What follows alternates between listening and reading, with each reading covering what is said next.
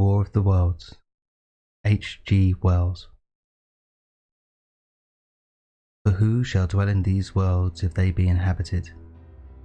Are we or they lords of the world? And how are all things made for man? Kepler, quoted in the Anatomy of Melancholy. Book 1, The Coming of the Martians. Chapter 1, The Eve of the War. No one would have believed in the last years of the 19th century that this world was being watched keenly and closely by intelligences greater than man's, and yet as mortal as his own. That as men busied themselves about their various concerns, they were scrutinized and studied, perhaps almost as narrowly as a man with a microscope might scrutinize the transient creatures that swarm and multiply in a drop of water. With infinite complacency, men went to and fro over this globe about their little affairs, serene in their assurance over their empire over matter. It is possible that the infusoria under the microscope do the same.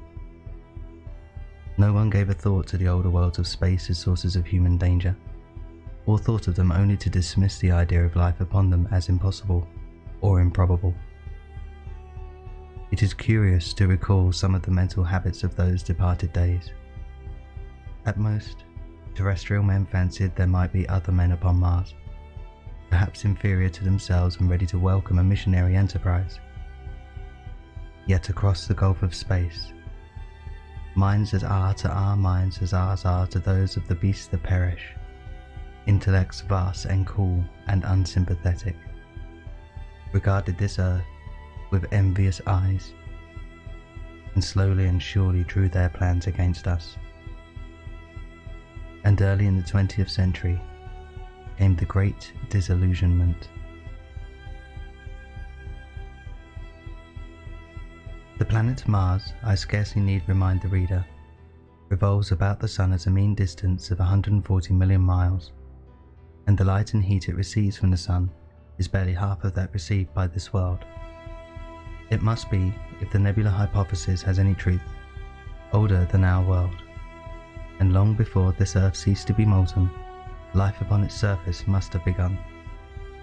The fact that it is scarcely 1/7 of the volume of the earth must have accelerated its cooling to a temperature at which life could begin.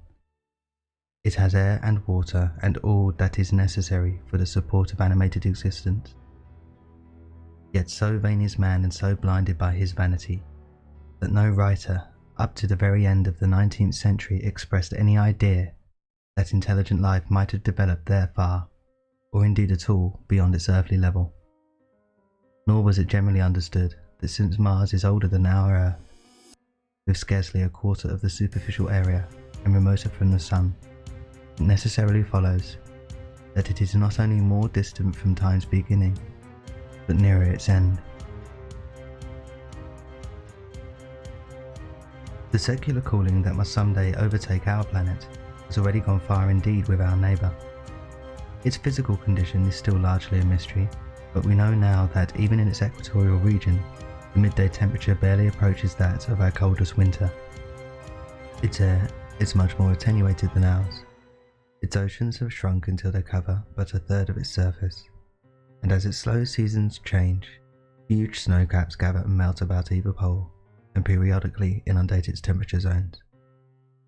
That last stage of exhaustion, which to us is still incredibly remote, has become a present-day problem for the inhabitants of Mars. The immediate pressure of necessity has brightened their intellects, enlarged their powers, and hardened their hearts.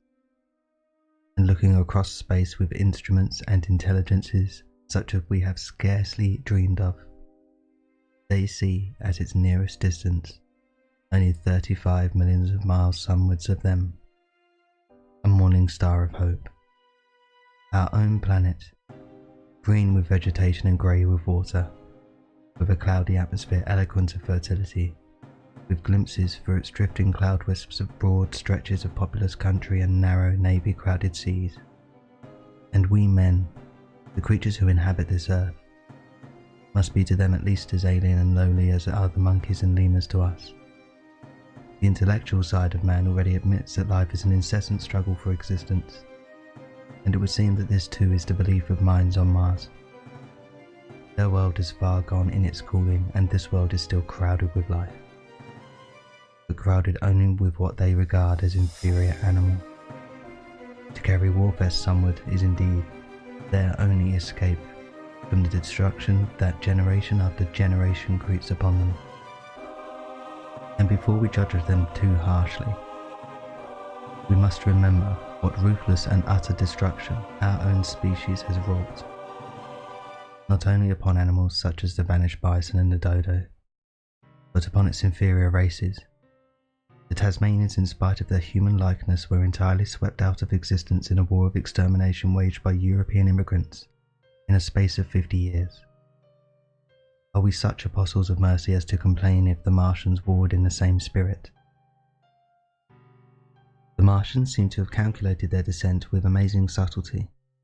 Their mathematical learning is evidently far in excess of ours, and to have carried out their preparations with a near perfect unanimity. Had our instruments permitted it, we might have seen the gathering trouble far back in the 19th century. Men like Schiaparelli watched the Red Planet. It is odd, by the by, that for countless centuries Mars has been the star of war, but failed to interpret the fluctuating appearances of the markings they mapped so well. All that time, the Martians must have been getting ready. During the opposition of 1894, a great light was seen on the illuminated part of the disk. First at the Lick Observatory, then by Perrotin of Nice, and then by other observers. English readers heard of it first in the issue of Nature dated August 2nd. I am inclined to think that this blaze may have been the casting of a huge gun in a vast pit sunk into their planet, from which their shots were fired at us. Peculiar markings, as yet unexplained, were seen near the site of that outbreak during the next two oppositions. The storm burst upon us 6 years ago now. As Mars approached opposition, the bell of Java set the wires of the astronomical exchange palpitating with the amazing intelligence of a huge outbreak of incandescent gas upon the planet. It had occurred towards midnight of the 12th, and the spectroscope to which he had at once resorted indicated a mass of flaming gas, chiefly hydrogen, moving with an enormous velocity towards Earth. This jet of fire had become invisible about 12:15. He compared it to a colossal puff of flame suddenly and violently squirted out of the planet, as flaming gases rushed out of a gun. A singularly appropriate phrase it proved. And yet the next day, there was nothing of this in the papers, except a little note in the Daily Telegraph, and the world went in ignorance of one of the gravest dangers that ever threatened the human race. I might not have heard of the eruption had I not met Ogilvy, the well-known astronomer at Ottershaw, who was immensely excited at the news, and in the excess of his feelings invited me up to take a turn with him that night in a scrutiny of the Red Planet. In spite of all that has happened since, I still remember that vigil very distinctly. The black and silent observatory, the shadowed lantern throwing a feeble glow upon the floor in the corner, the steady ticking clockwork of the telescope, the little slit in the roof, an oblong profundity with the stardust streaked across it. Ogilvy moved about, invisible but audible. Looking through the telescope, one saw a circle of deep blue, and the little round planet swimming in the field.